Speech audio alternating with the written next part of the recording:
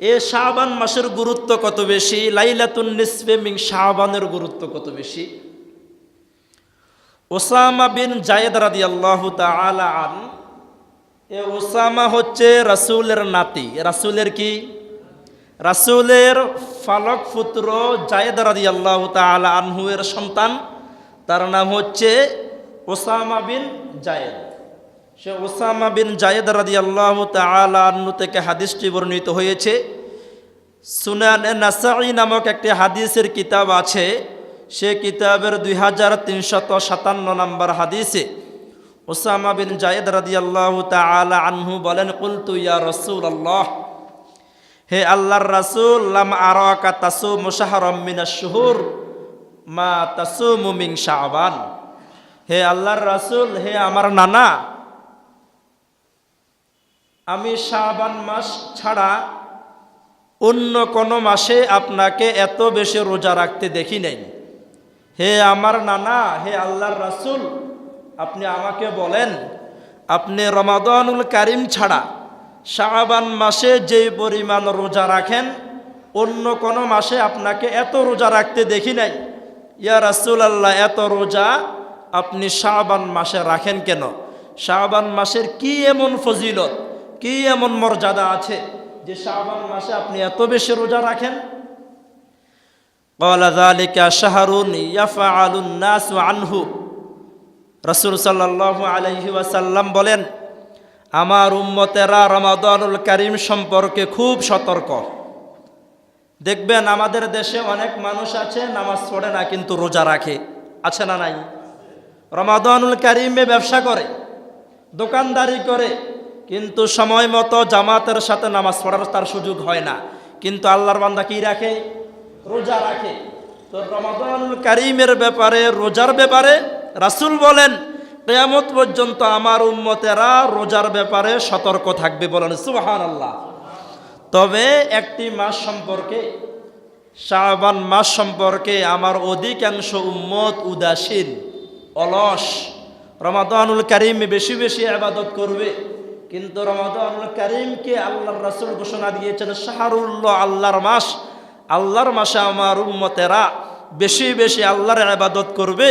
আর শাবান মাসকে আমি রাসূল ঘোষণা দিলাম আমার মাস, কিন্তু আমার অধিকাংশ উম্মত এই আমার মাস শাবান সম্পর্কে খুব বেশি উদাসীন থাকবে। বলেন নাউযুবিল্লাহ। আসলে বাস্তবেই তো আমরা তো উদাসীন নয়। আমরা পিছনের রমাদানুল কারিম ছাড়া যে বাকি আরও 10টা মাস আছে, শাবান মাস বাদ দিলে আরও 10টা মাস আছে, ওই 10 মাসে যেমন টুকিটাকি আল্লাহ রাব্বুল আলামিনের ইবাদত বন্দেগী করেছি, শাবান মাস আসার পর আমাদের ইবাদত বাড়ে নাই, আগের মতোই আছে। রমাদানুল কারিমে একটু বেড়ে যাবে, আবার রমাদানের পর ঈদের দিন থেকে আবার শেষ, আছে না নাই? তো রাসূল বলে আমার অধিকাংশ উম্মত শাবান মাস সম্পর্কে উদাসীন থাকবে। বাইনা রজাবা ওয়া রমাদান, আমার উম্মতেরা একটি মাস সম্পর্কে উদাসীন থাকবে যে মাসটি রজব এবং রমাদানের মধ্যবর্তী মাস। তাহলে শাবান মাসের আগের মাস রজব মাস, শাবান মাসের পরের মাস রমাদান মাস। তাহলে রাসূল মধ্যখানে একটি মাসকে গুরুত্ব দেওয়ার জন্য বলেছেন, সে মাসের নাম কি? শাবান মাস। যে মাস শুরু হয়েছে, যে মাসের আজকে প্রথম জুমা। এবার ওসামা বিন জায়েদ রাদিয়াল্লাহু তাআলা আনহু বলেন, ইয়া রাসূলুল্লাহ, কেন এই মাসের দাম এত বেশি? তখন রাসূল বলে, হুয়া শাহরুন তুরফাউ ফীহিল আমালু ইলা রাব্বিল আলামিন। আমার উম্মতেরা গত 11 মাসে যত ইবাদত বন্দেগী করেছে, ব্যাংকের মধ্যে, বিভিন্ন অফিসের মধ্যে ক্লোজিংয়ের মাস বলা হয় কোন মাসকে? ডিসেম্বর আর জুন। তো রাসূল বলে আল্লাহ রাব্বুল আলামিনের বান্দাদের আমল নামার ক্লোজিংয়ের মাস হচ্ছে শাবান মাস। বলেন সুবহানাল্লাহ। এ গত 11 মাস, গত রমাদানুল কারিম থেকে এ শাবান মাস পর্যন্ত, গত শাবান মাসের 15 তারিখের পর থেকে এ শাবান মাসের 15 তারিখ পর্যন্ত, এই শাবান মাস পর্যন্ত আল্লাহর বান্দা বান্দিরা যত ইবাদত করেছে, রাসূল সাল্লাল্লাহু আলাইহি ওয়াসাল্লাম বলেন এই শাবান মাসে আল্লাহর দরবারে আল্লাহর বান্দাদের আমল নামা উপস্থিত করা হয়। বলেন সুবহানাল্লাহ। কয় বছরের আমল নামা? 1 বছরের আমল নামা আল্লাহর কাছে কোন মাসে নিয়ে যায়? শাবান মাসে। তো রাসূল বলে ফা উহিব্বু আন ইউরফা আমালি ওয়া আনা সাইমুন। রাসূল বলে গত শাবান মাসে তো আলহামদুলিল্লাহ ইবাদত আমরা আল্লাহকে সন্তুষ্ট করার জন্য অনেক বেশি ইবাদত করেছি। এরপর রমাদানুল কারিমে ইবাদত কম করি নাই। সুতরাং যেহেতু এই শাবান মাসে আল্লাহর কাছে আমল নামা নিয়ে যাওয়া হবে, আমাদের গ্রামের ভাষায় আমরা বলি সামনে পিছনে বান্ধে, আগা মাথায় কি দেই কথা বলেন? মাঝখানে যেমন তেমন, মাঝখানে কি উপরে আর নিচে ভালো, মাঝখানে দুর্নীতি। মানে দুর্নীতি করার জন্য বলছি না, মাঝখানে যেমন তেমন উপরে নিচে কি কথা বলেন ভালো। তো রাসূল সাল্লাল্লাহু আলাইহি ওয়াসাল্লাম বলে গত রমাদানুল কারিমে শাবান মাস শেষ, তোমার আমল নামা হিসাব শেষ, কিন্তু রমাদানুল কারিমে তো আল্লাহর বান্দা অনেক ইবাদত করেছো। আল্লাহ যখন তোমার আমল নামা যখন আল্লাহর দরবারে উপস্থিত করা হবে, প্রথম কোন মাস দিয়ে শুরু? রমাদান। কোন মাস দিয়ে শুরু? রমাদানে আমাদের ইবাদত কম না বেশি? নামাজ কম না বেশি? এবার আল্লাহ রাব্বুল আলামিন প্রথম পৃষ্ঠা উল্টালে যখন দেখবে রমজান থেকে শুরু, আলহামদুলিল্লাহ রমাদানুল কারিমের মাসে ইবাদত কম না বেশি? তাহলে আল্লাহ খুশি না বেজার? আলহামদুলিল্লাহ।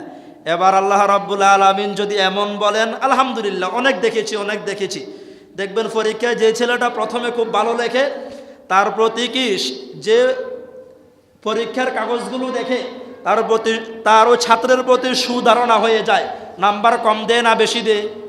প্রথম কয়েকটা প্রশ্ন যদি খুব ভালোভাবে লিখতে পারে, আল ইমতিহানু খিদাউন, পরীক্ষা হচ্ছে একটা ধোঁকা। পরীক্ষা হচ্ছে একটা কি ধোঁকা। যে আপনার কাগজ দেখবে তাকে যদি একটু ধোঁকা দিতে পারেন, প্রথমে যদি যে প্রশ্নগুলো আপনি খুব বেশি ভালো পারেন সেই প্রশ্নগুলো যদি আপনি আগে লেখেন, সেটা কি 1 নম্বর প্রশ্ন না 5 নম্বর প্রশ্ন, সেটা আপনার দেখার বিষয় নয়। আমরা যারা পড়াশোনা করেছি তখন আমরা প্রশ্ন নিয়ে দেখতাম এই 8-10টা প্রশ্নের মধ্যে কোন প্রশ্নটা আমি সবচেয়ে ভালো লিখতে পারবো। আপনারা যারা পড়াশোনা করেছেন আমার মন বলে আপনারাও এমন চিন্তা ভাবনা করেছেন, কোন প্রশ্নটার উত্তর আমি সুন্দরভাবে লিখতে পারবো, সেই প্রশ্নটা দিয়ে আমরা কি করি? আগে লিখি শুরু করি। তখন দেখা যায় যে পরীক্ষার খাতাগুলো দেখে সে যখন দেখে কয়েকটা প্রশ্নে এই ছেলেটা খুব ভালো লিখেছে, তখন নাম্বার কম দেয় না বেশি দেয়? তো ঠিক তেমনিভাবে আল্লাহ রাব্বুল আলামিন আমাদের বছরের আমল নামা শুরু করলেন রমাদানুল কারিম দিয়ে। এই রমাদানুল কারিম আর পরের শাবান মাস যদি আল্লাহ রাব্বুল আলামিন আমল নামায় আমল বেশি দেখে আল্লাহ রাব্বুল আলামিন খুশি হয়ে আমাদেরকে ক্ষমাও করে দিতে পারেন। বলেন সুবহানাল্লাহ। তো রাসূল বলে ফা উহিব্বু আন ইউরফা আমালি ওয়া আনা সাইমুন, হে আমার নাতি জায়েদ, ওসামা, তুমি কি জানো এই মাসের মধ্যে আল্লাহর দরবারে তার বান্দাদের গত 1 বছরের আমল নামে উপস্থিত করা হয়। আমি চাই আল্লাহ রাব্বুল আলামিনের দরবারে আমার আমল নামা এমন সময় উপস্থিত হোক যে সময়ে আমি রোজাদার। বলেন সুবহানাল্লাহ। সাহাবা ফেরেশতারা যখন উপস্থিত করবে তখন আল্লাহ রাব্বুল আলামিন প্রশ্ন করবে, আমার বান্দার আজকের আমল নামার কি অবস্থা? তখন ফেরেশতারা বলবে, আল্লাহ তোমার বান্দা গত 1 বছর তো তোমার অনেক ইবাদত করেছে, আজকেও তোমার বান্দা রোজা অবস্থায় আছে। বলেন সুবহানাল্লাহ। তাহলে এই শাবান মাসের গুরুত্ব কম না বেশি? আমরা তো এখন দিন দিন আধুনিক হচ্ছি। আমি আবার বেদাতের বিরুদ্ধে খুব কঠোর, শিরকের বিরুদ্ধে আমি খুব কঠোর ভাষায় কথা বলার চেষ্টা করি।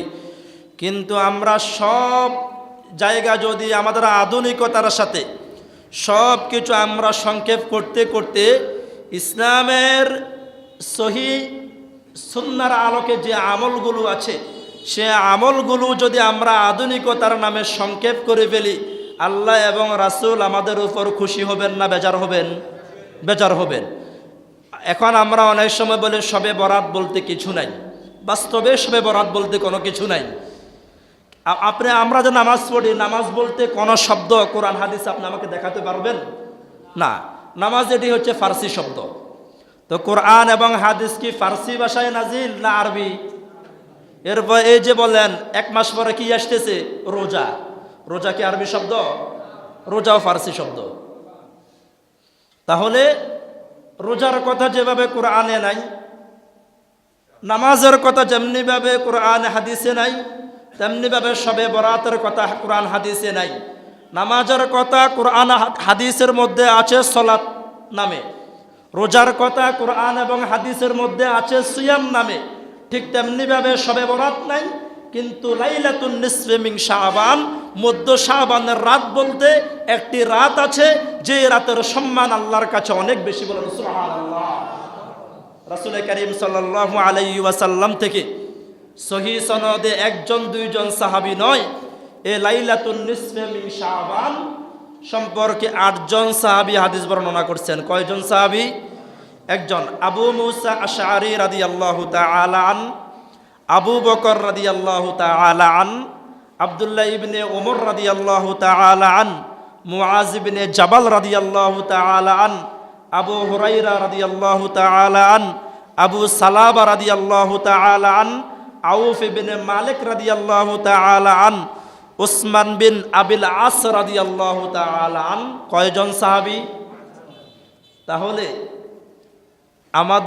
আমরাও এই যে পুরো বাংলাদেশের, সারা পৃথিবীর সব বড় বড় মুফতি যদি এক পাশে রাখেন, আবু হুরায়রার এলেমের সমান হবে না, আবু বকরের এলেমের সমান হবে। তাহলে আমার প্রিয় দ্বীনী ভাইয়েরা, ওনারা একটি হাদিস বর্ণনা করেছেন। কি হাদিস? রাসূল সাল্লাল্লাহু আলাইহি ওয়াসাল্লাম বলেন, ইন্নাল্লাহা লা ইয়াত্তালিউ ফি লাইলাতিন নিসফি মিন শাবান ফায়াগফিরু লিজামিই খালকিহি ইল্লা লিমুশরিকিন আও মুশাহিদিন। হে আল্লাহর রাসূলের সাহাবীরা, আমরা 1 জন 2 জন সাহাবী নয়, 8 জন সাহাবী রাসূলের জবান থেকে আমরা শুনেছি, লাইলাতুন নিসফে মিন শাবান, 15 শাবানের রাতে আল্লাহ রাব্বুল আলামিন তার সব সৃষ্টির দিকে, তার সব ইমানদার বান্দা বান্দীদের দিকে মায়ার নজরে, রহমতের নজরে, ক্ষমার নজরে তাকান। বলেন সুবহানাল্লাহ। কিসের নজরে? রাগের নজরে না ক্ষমার নজরে? তো রাসূল সাল্লাল্লাহু আলাইহি ওয়াসাল্লাম বলেন, আমার যে উম্মতেরা আমল নামায় 2টি অপরাধ নাই। কয়টি অপরাধ?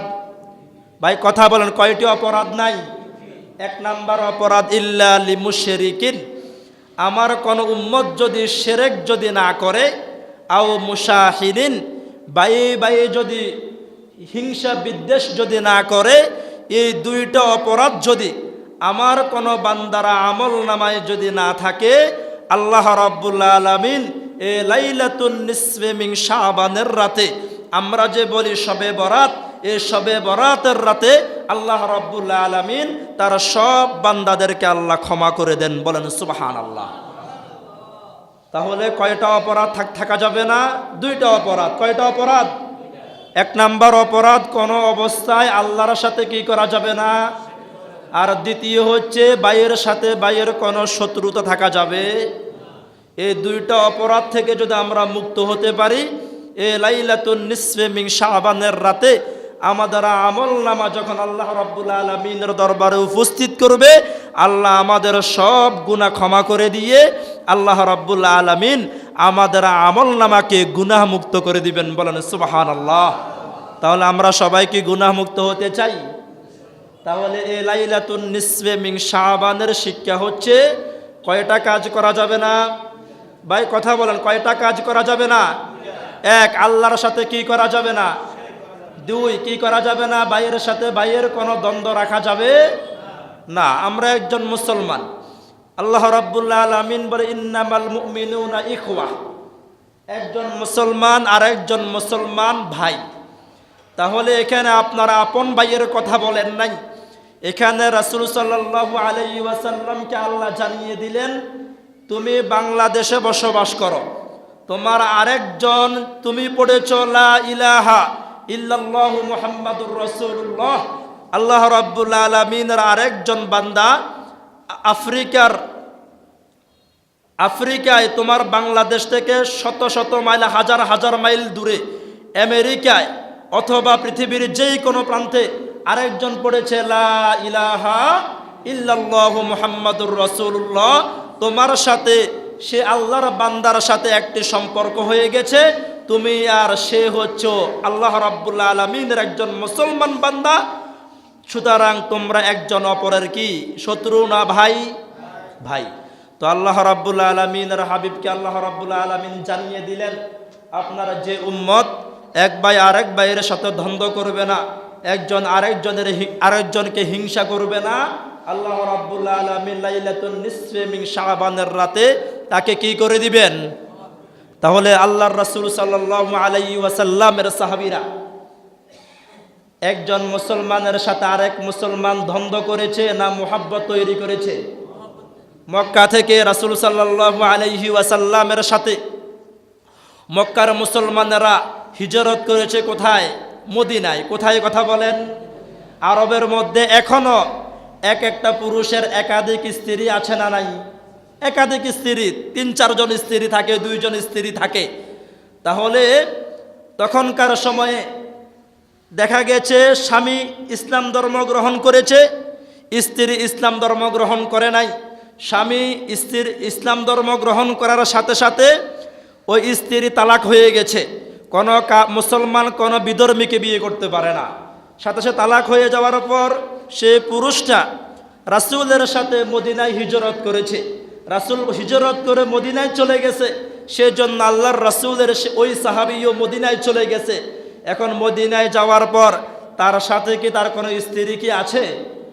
এখন বরিশালের কোনো লোক যদি হঠাৎ করে বাসুবাজারে এসে বিয়ে করতে চায়, যাচাই বাছাই করা ছাড়া আপনারা আপনাদের কোনো মেয়ে কি তার সাথে বিয়ে দিবেন? দিবেন না, এটাই স্বাভাবিক। কিন্তু রাসূল সাল্লাল্লাহু আলাইহি ওয়াসাল্লামের সাহাবীরা মদিনায় আসার পর আল্লাহর রাসূলের যে আনসারী সাহাবীরা মদিনায় ছিলেন, যাদের একাধিক স্ত্রী ছিল, সে স্ত্রীদের মাঝে যে স্ত্রীটা সবচেয়ে বেশি সুন্দর, ধরেন একজন সাহাবীর স্ত্রী আছে 2 জন, স্ত্রী কয়জন? এখন 2 জন স্ত্রীর মাঝে যে সবচেয়ে সুন্দর, সে আনসারী সাহাবী ওই সুন্দর স্ত্রীকে তালাক দিয়ে মুহাজির ভাইকে বিয়ে করার সুযোগ করে দিলেন। বলেন সুবহানাল্লাহ। এটা কি শত্রুতার কারণে না বন্ধুত্বের কারণে? তাহলে আল্লাহর রাসূলের সাহাবীরা একজন আরেকজনকে কি পরিমাণ ভালোবাসতেন, একজন আরেকজনকে কি পরিমাণ মহব্বত করতেন। রাসূল সাল্লাল্লাহু আলাইহি ওয়াসাল্লামের দরবারে একদিন হঠাৎ করে একটা মেহমান এসেছে। কি এসেছে? মেহমান আসার পর সেও মুসলমান, যে মেহমান এসেছে সেও মুসলমান। রাসূল সাল্লাল্লাহু আলাইহি ওয়াসাল্লামের দরবারে আসার পর রাসূল তার ঘরের মধ্যে খবর দিলেন, ঘরের মধ্যে খাওয়ার জন্য কোনো কিছু আছে কিনা। তো আম্মা জানারা ভিতর থেকে খবর দিলেন, ঘরের মধ্যে খাওয়ার মতো পানি ছাড়া অন্য কোনো কিছু নাই। রাসূল সাল্লাল্লাহু আলাইহি ওয়াসাল্লাম সাহাবীদেরকে বললেন, হে আমার সাহাবীরা, আজকে যে মেহমান আমার দরবারে এসেছে সে হচ্ছে আমার মেহমান। তোমাদের মধ্যে কে আছে আমার এই মেহমানকে মেহমানদারি করবে? এই কথা বলার সাথে সাথে প্রতিযোগিতা সাহাবীদের মধ্যে আছে না নাই? সাথে সাথে সাহাবীরা হাত তোলা শুরু করলেন। রাসূল দেখলেন সবার আগে যিনি হাত তুলেছেন তার নাম হচ্ছে আবু তালহা রাদিয়াল্লাহু তাআলা আনহু। বলেন সুবহানাল্লাহ। এবার রাসূল বলে, হে আমার সাহাবীরা, তোমরা রাগ করো না। সুতরাং তোমরা হাত তুলেছ, সবার আগে হাত তুলেছে আমার আবু তালহা। সুতরাং আজকে আমার এই মেহমান, আমার এই দ্বীনি ভাই, আমার সাহাবী আবু তালহার বাড়িতে যাবে। কার বাড়িতে যাবে? এবার আবু তালহা ঘরের মধ্যে কি অবস্থা তিনিও জানেন না, আসলে রাতের খাওয়া আছে না নাই। আমরা তো এখন আলহামদুলিল্লাহ এক মাসের জন্য যেই পরিমাণ মাছ লাগবে, 1 মাসের জন্য যেই পরিমাণ মুরগি লাগবে, অনেক সময় দেখা যায় এর চেয়েও বেশি আমাদের ফ্রিজে আছে না নাই। আবার 1 কোরবানের গোশত আরেক কোরবান পর্যন্ত খায় এমন লোক কি নাই? আছে। কিন্তু সাহাবীরা জানতেন না রাতের বেলায় কি খাবে। ওই সাহাবী জানতেন না তার ঘরের কি অবস্থা, আসলে রান্না বান্না কোনো কিছু হয়েছে কিনা। নিয়ে যাওয়ার পর স্ত্রীকে বললেন, খাওয়ার কি আছে? আমরা স্বামী স্ত্রী খাওয়ার মতো খাওয়া নাই, যে পরিমাণ খাওয়া আছে আমাদের ছেলে মেয়ে খেতে পারবে। তো এখন সে আবু তালহা রাদিয়াল্লাহু তাআলা আনহু বললেন, হে আমার স্ত্রী, আজকে আমার বাড়িতে যে মেহমান এসেছে সে সাধারণ কোনো মেহমান নয়, সে আল্লাহর রাসূলের মেহমান, আমার দ্বীনি ভাই, আমার মুসলমান ভাই। সুতরাং তুমি ছেলে মেয়েদেরকে কোনো রকম বাহানা দিয়ে ঘুম পাড়িয়ে দাও। আল্লাহর রাসূলের মেহমান, আমার দ্বীনি ভাই আমার বাড়িতে এসেছে, তার মেহমানদারি করা লাগবে। রাসূল সাল্লাল্লাহু আলাইহি ওয়াসাল্লামের সাহাবী তার ছোট ছোট বাচ্চাদেরকে ঘুম পাড়িয়ে দিলেন। এবার এখন যেভাবে ইলেকট্রিক লাইট আছে, তখন কি লাইটগুলো ছিল? আপনারা 40 বছর আগে 50 বছর আগে কি ব্যবহার করছেন? বাতি, কফি, হারিকেন, তা মোমবাতি। রাসূল সাল্লাল্লাহু আলাইহি ওয়াসাল্লামের সাহাবী আবু তালহা রাদিয়াল্লাহু তাআলা আনহু তার স্ত্রীকে বললেন, তুমি যে পরিমাণ খাওয়া আছে সে খাওয়াগুলো দাও। আমার ভাইয়ের সামনে নেওয়ার পর আমি কৌশলে বাতিটা কি করব, নিভিয়ে দেব, আর বলবো, ভাই আজকে আর আমাদের ঘরে কি নাই, তেল নাই। আসলে তেল আছে, কিন্তু দ্বীনি ভাইকে মেহমানদারি করতে হবে, দ্বীনি ভাইয়ের সাথে ভালো আচরণ করতে হবে, দ্বীনি ভাইকে নিজে না খেয়ে আরেকজন ভাইকে অগ্রাধিকার দিতে হবে। এই মোহাব্বতের কারণে সে কৌশলে সে সাহাবীর সামনে খাওয়া নেওয়ার পর বাতিটা কৌশলে কি করে দিলেন, নিভিয়ে দিলেন। খাওয়া আছে দুইজনের, না একজনে খেতে পারবে সেই পরিমাণ খাওয়া? একজনে খেতে পারবে সেই পরিমাণ খাওয়া। এবার রাসূল সাল্লাল্লাহু আলাইহি ওয়াসাল্লামের সাহাবী আবু তালহা রাদিয়াল্লাহু তাআলা আনহু ওই দ্বীনি ভাইকে বলে, ভাই এখন তো আর বাতি তো নিভে গেছে, এখন কি করব ভাই, একটু কষ্ট করে আপনি খান। তো বলে, ভাই আপনি নেন। হ্যাঁ ভাই আপনি শুরু করেন। আল্লাহর রাসূলের সাহাবী আনসারী সাহাবী খাওয়া শুরু করেছে, আর আবু তালহা রাদিয়াল্লাহু তাআলা আনহু খাওয়ার বান করে মুখের মধ্যে আওয়াজ করতেছে, যেন সে বুঝে আবু তালহাও কি করতেছে। রাসূল সাল্লাল্লাহু আলাইহি ওয়াসাল্লামের কাছে পরের দিন ফজরের আগে আল্লাহ রাব্বুল আলামিন জিবরিল আলাইহিস সালামকে আল্লাহ রাব্বুল আলামিন পাঠিয়ে দিলেন। পাঠিয়ে দিয়ে আল্লাহ রাব্বুল আলামিনের হাবিবের কাছে জিবরিল আলাইহিস সালাম বলে, ইয়া রাসূলুল্লাহ, গত রাত্রে আপনি আপনার কোন সাহাবীর বাড়িতে মেহমান পাঠালেন? আপনার সাহাবী মেহমানের সাথে তার দ্বীনি ভাইয়ের সাথে এমন একটা আচরণ করেছে, যার আচরণ দেখে দুনিয়ার কোনো মানুষ তার আচরণ দেখে নাই, তার ব্যবহার দেখে নাই। একজন মুসলমান হয়ে আরেকজন মুসলমানের সাথে কেমন ভালোবাসা দেখালো। আপনার সাহাবীর আচরণের কারণে তার উপর আল্লাহ রাব্বুল আলামিন এত বেশি খুশি হয়ে গেলেন, আপনার সে সাহাবীর রাতের বেলার আচরণ দেখে আল্লাহ হাসি দিয়েছেন। বলেন সুবহানাল্লাহ। তাহলে আল্লাহ খুব সুন্দরভাবে হাসলেন। তাহলে আল্লাহ তার বান্দার উপর খুশি হয়েছেন না বেজার হয়েছেন? তাহলে রাসূল সাল্লাল্লাহু আলাইহি ওয়াসাল্লামের সাহাবীরা একজন আরেকজনকে এই পরিমাণ ভালোবেসেছেন। তাবুকের যুদ্ধে রাসূল সাল্লাল্লাহু আলাইহি ওয়াসাল্লামের সাহাবীরা রক্তাক্ত অবস্থায় পড়ে আছে, পানি পানি করে চিৎকার দেওয়া শুরু করলেন। রাসূল সাল্লাল্লাহু আলাইহি ওয়াসাল্লামের একজন সাহাবী সে পানির একটা পাত্র নিয়ে, একজন সাহাবী যে সাহাবীটা কিছুক্ষণ পর শাহাদাত বরণ করবে, তাকে খাওয়ানোর জন্য যখন তার মুখের সামনে পানি নিয়ে গেলেন, দেখা গেল পাশের দিক থেকে আরেকজন পানি পানি করে চিৎকার করা শুরু করলো। যে সাহাবীর রূহ বের হয়ে যাওয়ার সম্ভাবনা দেখা দিয়েছে, সে সাহাবী এখন মৃত্যুবরণ করবে, এখন শাহাদাত বরণ করবে। সে সাহাবী ইশারা দিয়ে বলে, হে আল্লাহর রাসূলের সাহাবী, আমার পানির পিপাসা লেগেছে, কিন্তু আমার মন বলে, আমার কানে আওয়াজ আসতেছে, পানি পানি আওয়াজ আসতেছে, আমার মন বলে আমার ওই ভাইয়ের পানির পিপাসা আরো বেশি লেগেছে। সুবহানাল্লাহ। এরপর দ্বিতীয় সাহাবীর কাছে যাওয়ার পর আরেকজন পানি পানি বলে চিৎকার করা শুরু করলো। দ্বিতীয় সাহাবী বলে, হে আল্লাহর রাসূলের সাহাবী, আমাকে পানি পান করানো লাগবে না, আমার আরেক ভাই আমার চেয়ে বেশি পিপাসার্থ, তুমি যাও আমার ওই ভাইকে পানি পান করাও। তাকে যখন পানি পান করানোর জন্য গেল, তখন দেখে ওই আল্লাহর বান্দা শাহাদাত বরণ করেছে। দ্বিতীয় লোকের কাছে আসলো, দেখে উনিও শাহাদাত বরণ করেছে। প্রথম লোকের সাহাবীর কাছে আসার পর দেখে উনিও শাহাদাত বরণ করেছে, একজনও পানি পান করে নাই। একজন ভাই আরেকজন ভাইকে গুরুত্ব দেওয়ার কারণে একজনও পানি পান করতে পারে নাই। সুবহানাল্লাহ। তাহলে ভালোবাসা কম ছিল না বেশি ছিল? তাহলে আমরা সে রাসূলের উম্মত দাবি করি, সে রাসূলের অনুসারী দাবি করি, সে সাহাবায়ে কেরামের অনুসারী দাবি করি, কিন্তু নিজে খাওয়ার চিন্তা সব সময় করি, আরেকজন না খেয়ে থাক, এইরকম মন মানসিকতা আমাদের মধ্যে আছে না নাই?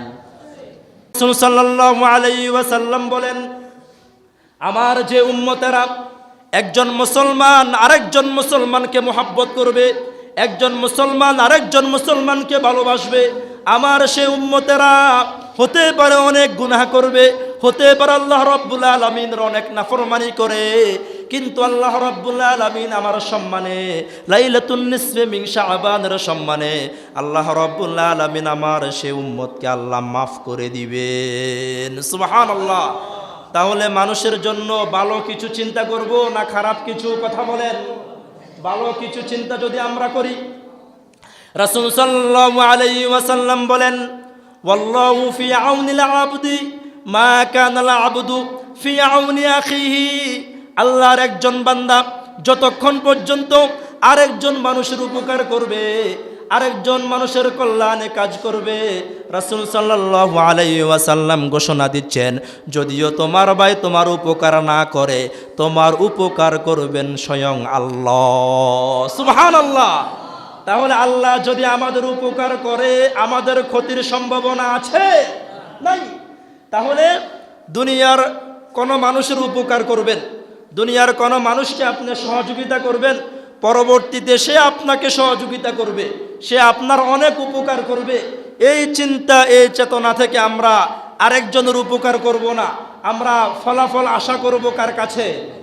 আল্লাহর কাছে আমরা ফলাফল আশা করব।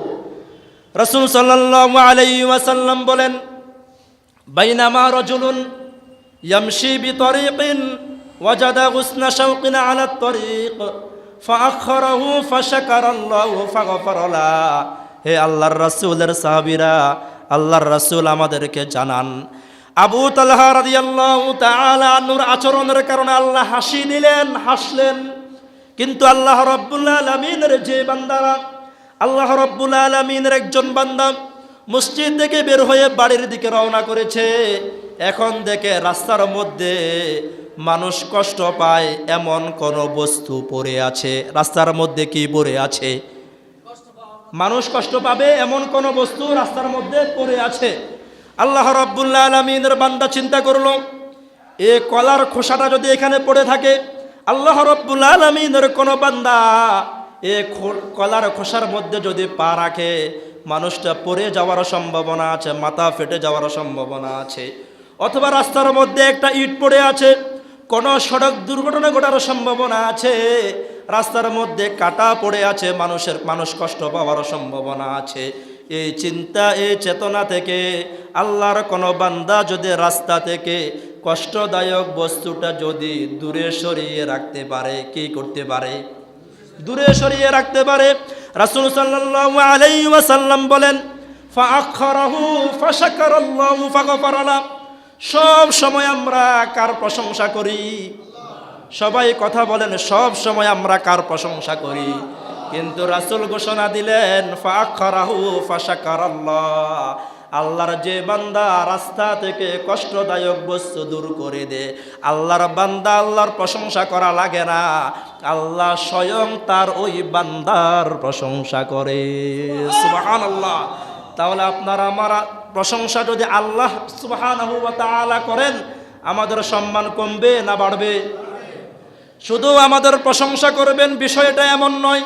রাসূল সাল্লাল্লাহু আলাইহি ওয়াসাল্লাম বলেন, ফাগফারা লা। সারা জীবন আল্লাহর নাফরমানি করেছেন, শুধুমাত্র রাস্তার মধ্যে একটা ইট পড়ে আছে, হাত দিয়ে ধরে রাস্তা থেকে একটু রাস্তার পাশে রেখে দিলেন, অনেক বেশি কষ্ট হয়েছে। কথা অনেক বেশি কষ্ট হয়েছে? রাস্তার মধ্যে একটা কলার খোসা পড়ে আছে, আপনি মানুষ কষ্ট পাবে এই চিন্তা করে হাত দিয়ে ধরে রাস্তার পাশে ফেলে দিয়েছেন, কয় টাকা খরচ হয়েছে? অনেক বেশি কষ্ট হয়েছে। রাসূল সাল্লাল্লাহু আলাইহি ওয়াসাল্লাম বলেন, 20 বছর আল্লাহর নাফরমানি করেছো, 30 বছর আল্লাহ রাব্বুল আলামিনের নাফরমানি করেছো, 40-50 বছর আল্লাহর নাফরমানি করেছো, ও আল্লাহর বান্দা হতে পারে ওই সামান্য কলার খোসা, ওই কষ্টদায়ক বস্তুটা রাস্তা থেকে সরানোর কারণে ফাগফারালা, আল্লাহ তোমার সারা জীবনের গুনাহ আল্লাহ ক্ষমা করে দিতে পারে। সুবহানাল্লাহ। রাসূল সাল্লাল্লাহু আলাইহি ওয়াসাল্লাম এই হাদিসটি আমি আরো একবার বলেছিলাম, দাখালাত ইমরাআতুন নার ফি হিররাতিন রাবাতাহা ফালা হিয়া তারাকাতহা ওয়ালা হিয়া ফাহামাতহা। বনি ইসরাঈলের একটা মহিলা ছিল, যে মহিলা ছিল খুব নেককার। কি ছিল? নেককার মানে ভালো মহিলা, আল্লাহ রাব্বুল আলামিনের ইবাদত গুজার বান্দি, আল্লাহ রাব্বুল আলামিনের বান্দি। কয়েকশো বছর আল্লাহ রাব্বুল আলামিনের ইবাদত করেছে, এত বেশি ইবাদত করেছে, তার উপর আল্লাহ রাব্বুল আলামিন খুশি হয়ে গেলেন। কিন্তু আল্লাহর বান্দি শুধুমাত্র একটা নাফরমানি করেছে। কয়টা? একটা নাফরমানি হচ্ছে দাখালাত ইমরাআতুন নার ফি হিররাতিন রাবাতাহা। সে মহিলার ঘরে একটা বিড়াল ছিল। কি ছিল? সবাই কথা বলেন, কি ছিল? সে মহিলা কোনো মানুষকে কষ্ট দেয় নাই, আল্লাহ রাব্বুল আলামিনের কোনো নাফরমানি আল্লাহর বান্দি জীবনে কখনো করে নাই। কিন্তু আল্লাহর বান্দি শুধুমাত্র একটা অপরাধ করেছে, একটা বিড়ালকে কষ্ট দিয়েছে। কি? কাকে কষ্ট দিয়েছে? রাসূল বলে, আমাকে আল্লাহ জিবরিলের মাধ্যমে আল্লাহ আমাকে জানালেন, সে মহিলা বিড়ালটাকে খাওয়াও দেয় না, আবার বেঁধে রেখেছে, ছেড়েও দেয়। তুমি খাওয়া দাও না, তাহলে ছেড়ে দাও। তুমি না খাওয়াইলেও অন্য মানুষ খাওয়াবে না? কথা বলেন, খাওয়াবে। সে মহিলা বিড়ালটাকে বেঁধে রেখেছে, আর বিড়ালটাকে সে মহিলা কোনো খাওয়া দেয় না। এই অবস্থা বিড়ালটা কয়েকদিন না খেয়ে মৃত্যুবরণ করলো। রাসূল সাল্লাল্লাহু আলাইহি ওয়াসাল্লাম বলে, আমার সাহাবীরা, আল্লাহ জিবরিলের মাধ্যমে আমি রাসূলকে জানিয়ে দিলেন, আল্লাহ ওই বনি ইসরাঈলের নেককার মহিলাটাকে আল্লাহ জান্নাত দিবেন না, তার জন্য আল্লাহ জাহান্নাম বরাদ্দ করে ফেলেছেন। বলেন নাউযুবিল্লাহ। মানুষকে কষ্ট দিয়েছে না বিড়ালকে কষ্ট দিয়েছে? তাহলে বিড়ালের দাম বেশি না মানুষের দাম বেশি? তুলনা চলে? চলে না। বিড়াল আল্লাহ রাব্বুল আলামিনের সামান্য একটা প্রাণী, আর আশরাফুল মাখলুকাত কার নাম? মানুষের নাম। তাহলে আমার প্রিয় দ্বীনী ভাইয়েরা, ওই বনি ইসরাঈলের একটা মহিলা সামান্য একটা বিড়ালকে কষ্ট দেওয়ার কারণে সে যদি আল্লাহ রাব্বুল আলামিনের জাহান্নামে যায়, তাহলে আশরাফুল মাখলুকাত মানুষকে যদি আমরা কষ্ট দেই, মানুষের কল্যাণের চিন্তা যদি আমরা না করি, আমাদের ঠিকানা জান্নাত নাকি জাহান্নাম? তো রাসূল সাল্লাল্লাহু আলাইহি ওয়াসাল্লাম বলে, ইন্নাল্লাহা লা ইয়াত্তালিউ ফি লাইলাতিন নিসফি মিন শাবান ফায়াগফিরু লিজামিই খালকিহি ইল্লা লিমুশরিকিন আও মুশাহিনিন।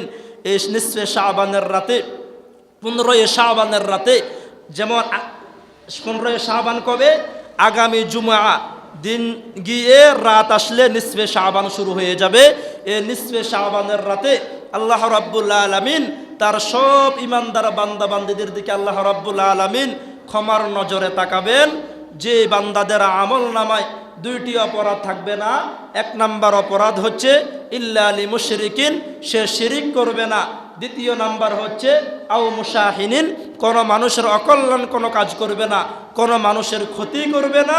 রাসূল সাল্লাল্লাহু আলাইহি ওয়াসাল্লাম ঘোষণা দিলেন, আমার সে উম্মতকে আল্লাহ রাব্বুল আলামিন ক্ষমা করে দিবেন। বলেন সুবহানাল্লাহ। আপনারা অনেক সময় এই গল্পটা আপনারা অনেক হুজুরের কাছে শুনেছেন, আপনারা নিজেরাও এই গল্পটা মুখস্থ জানেন। বনি ইসরাঈলের একজন ব্যভিচারী মহিলা রাস্তা দিয়ে যাচ্ছে, সে দেখে একটা বিড়াল মারা যাচ্ছে, মরুভূমির মধ্যে একটা বিড়াল পানির পিপাসায় মারা যাচ্ছে। সে ওই ব্যভিচারী নারী, সে একটা কুকুরকে রক্ষা করার জন্য সে অনেক চেষ্টা করেছে। এবার সে একটা কূপ দেখেছে, কূপ দেখার পর সে মহিলা তার গায়ের ওড়না খুলে সে কূপের মধ্যে ছেড়ে দিয়েছে। সেখান থেকে পানি এনে কুকুরের মুখে দিয়েছে। কিসের মুখে দিয়েছে? শুকরের পর সবচেয়ে নিকৃষ্ট পানি হচ্ছে কুকুর, কুকুরের পরে আছে শুকর। তাহলে এই যে আল্লাহ রাব্বুল আলামিনের সামান্য একটা সৃষ্টি কুকুর, আর সে ছিল ভালো মহিলা, নেককার মহিলা না ব্যভিচারী মহিলা? আর একটু আগে যে মহিলার কথা বলেছিলাম বিড়ালকে কষ্ট দিয়েছে, সে ভালো মহিলা না খারাপ মহিলা? সে ছিল ভালো মহিলা, চলে গেছে জাহান্নামে। আর এই মহিলাটা খারাপ মহিলা, কুকুরের মুখে শুধু সামান্য একটু পানি দেওয়ার কারণে, আল্লাহর সৃষ্টির উপর দয়া করার কারণে রাসূলকে আল্লাহ রাব্বুল আলামিন জানিয়ে দিলেন, আপনি আপনার উম্মতদেরকে বলে দেন ইয়ারহামুকুম মান ফিল আরদ, তারা যেন জমিনে আল্লাহর সৃষ্টির প্রতি দয়া করে। ওয়া ইয়ারহামুকুম মান ফিস সামা, যারা জমিনে আল্লাহর সৃষ্টির উপর দয়া করবে তাদের উপর আসমানের মালিক আল্লাহ দয়া করবেন। বলেন সুবহানাল্লাহ। সে ব্যভিচারী মহিলাটাকে রাসূল সাল্লাল্লাহু আলাইহি ওয়াসাল্লামকে আল্লাহ জানিয়ে দিলেন, তার জীবনের সব গুনাহ আল্লাহ ক্ষমা করে তাকে আল্লাহ রাব্বুল আলামিন জান্নাতি বান্দি হিসেবে আল্লাহ কবুল করেছেন। বলেন সুবহানাল্লাহ। তাহলে ভাই, তাহলে একটা মহিলা, নেককার মহিলা কাকে কষ্ট দেওয়ার কারণে জাহান্নামে গেল? আর একটা খারাপ মহিলা কার উপকার করার কারণে জান্নাতে গেল? তাহলে আমাদের সবার জীবনে গুনাহ কম বেশি আছে, আমার জীবনেও গুনাহ কম বেশি আছে। তাহলে আমরা যদি আল্লাহর যে গুনাহগুলো হয়ে গেছে আল্লাহ রাব্বুল আলামিনের কাছে ক্ষমা চাইতে পারি, আর ভবিষ্যতে বেশি বেশি মানুষের কল্যাণে কাজ করতে পারি, মানুষের উপকার করতে পারি, আর শিরক মুক্ত থাকতে পারি, আশা করা যায় আল্লাহ রাব্বুল আলামিন এই লাইলাতুন নিসফে মিন শাবানের বরকতে, রমাদানুল কারীমের বরকতে আল্লাহ রাব্বুল আলামিন আমাদেরকে ক্ষমা করে দিবেন। আল্লাহ রাব্বুল আলামিন যে আলোচনাগুলো করেছি আল্লাহ রাব্বুল আলামিন আমাকে সহ আপনার, উনি 5 মিনিট কথা বলবো তো?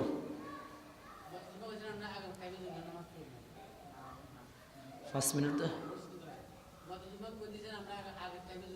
এই তো আগের টাইমে জুমার নামাজ পড়তে হলে ওনারা তো 5 মিনিট সময় দিন, আমরা ওই গরিতে তো বেশি হয়ে গেছে। হ্যাঁ, তাহলে প্রিয় দিনী ভাইয়েরা, তাহলে কয়টা অপরাধ করার জন্য নিষেধ করেছেন? 2টা অপরাধ। 1 নাম্বার অপরাধ কি? ইল্লা লিল মুশরিকিন, কি করা যাবে না। আর 2য় নাম্বার, ভাইয়ের সাথে ভাইয়ের কোনো দ্বন্দ্ব রাখা যাবে। তাহলে হাতে আছে কয় সপ্তাহ? 1 সপ্তাহ। কয় সপ্তাহ কথা বলেন? যদি ভাইয়ের সাথে ভাইয়ের কোনো দ্বন্দ্ব থাকে মিটিয়ে নেবেন, রাজি আছেন? আর 2য় নাম্বার হচ্ছে শিরিক করা যাবে না। রাসূল সাল্লাল্লাহু আলাইহি ওয়াসাল্লাম সাহাবায়ে কেরামের সামনে বসে আছেন, হঠাৎ করে মানুষের সুরতে একজন লোক আসলো, যে এসেছে তার নাম হচ্ছে জিবরিল আলাইহিস সালাম। সে কে কথা বলেন? রাসূল সাল্লাল্লাহু আলাইহি ওয়াসাল্লামের কাছে এসে বলে, ইয়া রাসূলুল্লাহ, আল্লাহ রাব্বুল আলামিন আমাকে একটা ঘোষণা দিলেন, মাম্মাতা মিন উম্মাতিকা লা ইউশরিকু বিল্লাহি শাইয়া দাখালাল জান্নাহ। আপনার যে উম্মত, মাম্মাতা মিন উম্মাতিকা, আপনার যে উম্মত মৃত্যুবরণ করেছে তারা আমলনামায় অনেক গুনাহ আছে, কিন্তু ইয়া রাসূলুল্লাহ সে অনেক গুনাহ করেছে, কিন্তু আল্লাহর বান্দা একটা গুনাহ করে নাই, যে গুনার নাম হচ্ছে শিরিক। যে গুনার নাম কি? আল্লাহর বান্দা শিরিক করে নাই। তো আল্লাহ রাব্বুল আলামিনের হাবিবকে আল্লাহ রাব্বুল আলামিন জিবরিলের মাধ্যমে জানিয়ে দিলেন দাখালাল জান্নাহ। আল্লাহ রাব্বুল আলামিন তার ওই বান্দার সব গুনাহ আল্লাহ ক্ষমা করে দিয়ে আল্লাহ রাব্বুল আলামিন তাকে জান্নাত দিয়ে দিবেন। বলেন সুবহানাল্লাহ। আর 2য় কথা হচ্ছে হিংসা বিদ্বেষ করা বন্ধ করতে হবে। রাসূল সাল্লাল্লাহু আলাইহি ওয়াসাল্লাম বলেন, ইয়াকুম ওয়াল হাসাদা ফা ইন্নাল হাসাদা ইয়াকুলুল হাসানাত কামা তাকুলুন নারুল হাতাব। আগুনের মধ্যে যদি শুকনো কাঠ দেওয়া হয়, রেখে দে না জ্বালিয়ে পুড়িয়ে ধ্বংস করে দে?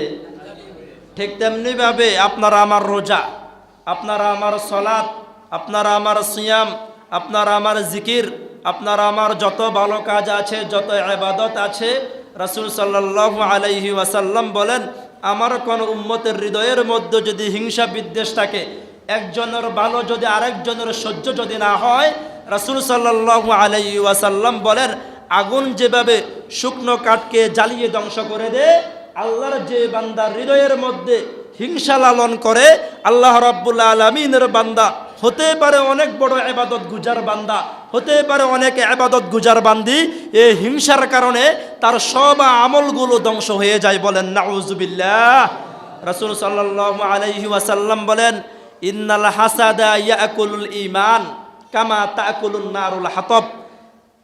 আগুন যেভাবে শুকনো কাঠকে জ্বালিয়ে দেয়, ঠিক তেমনি ভাবে আল্লাহ রাব্বুল আলামিনের ইমানদার বান্দাদের মধ্যে যে ঈমান আছে, একজন মুসলমান যদি আরেকজন মুসলমানের কল্যাণের চিন্তা বাদ দিয়ে যদি হিংসা বিদ্বেষ করা যদি শুরু করে দেয়, তার ঈমানটাকে সেভাবে জ্বালিয়ে পুড়িয়ে ধ্বংস করে দেয়। বলেন নাউজুবিল্লাহ।